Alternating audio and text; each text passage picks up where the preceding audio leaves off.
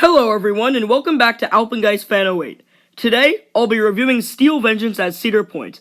This RMC Hyper Hybrid was known as the best coaster in the world when it first opened in 2018.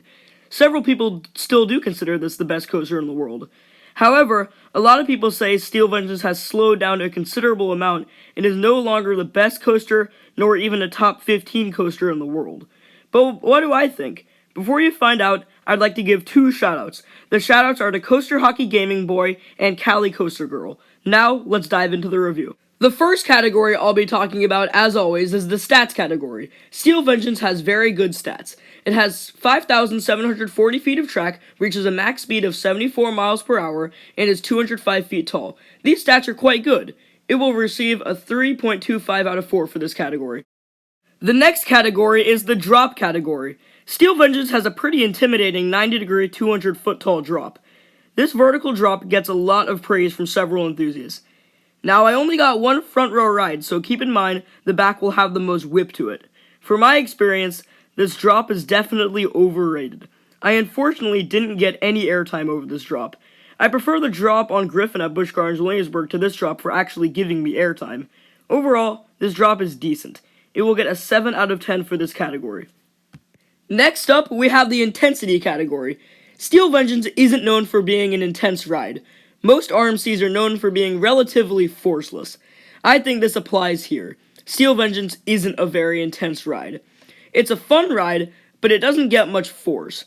It will get a 3.5 out of 10 for this category, just because it has some whip. Next up, we have the airtime category. Steel Vengeance is known for having 27 full seconds of airtime. Back in 2018, it was known for being all ejector airtime. Nowadays, Steel Vengeance has slowed down a bit, and it's mostly flowjector now. Either way, this coaster has a lot of airtime.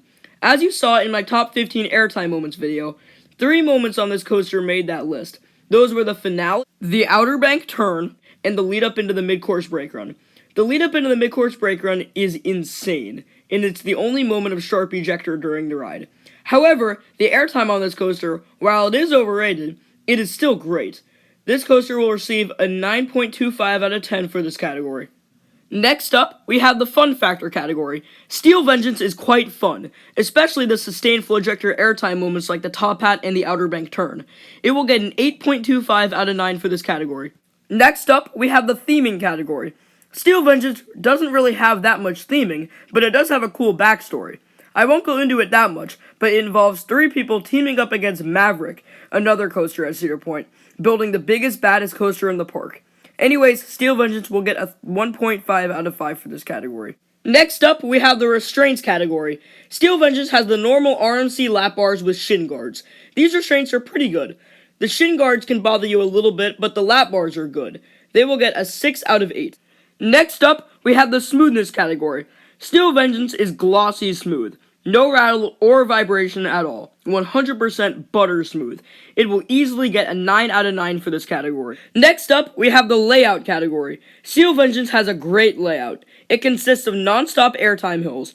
This was also a very big makeover from the original Mean Streak. RMC completely redid Mean Streak into this masterpiece of a layout. It will get a 9.5 out of 10 for this category. Next up, we have the location category. Steel Vengeance is in a good location. You get a very nice view of the lake. This coaster doesn't really use the terrain at all, but it's fine. It will get a 4 out of 7 for this category. And now we have the overall score. Based on these categories, Steel Vengeance gets a 67.5 out of 91. When we base this on a factor of 10, it gets a 7.4 out of 10. That is a pretty good score, but that is lower than my personal score. For my personal score, Steel Vengeance gets a 9.8 out of 10. This currently ranks as my number 4 coaster I've ridden. So yeah, to answer the question, is this my favorite coaster? No, it is not.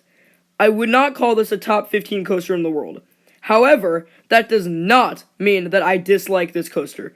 Some people think that if you don't put a coaster number 1 in the world, you automatically hate it. That is not the case at all. A coaster does not have to be number 1 to be considered great. If a coaster gets a 9.8 out of 10 for my personal score, that means that I still love it, even if it isn't my number 1. Anyways, I hope you enjoyed.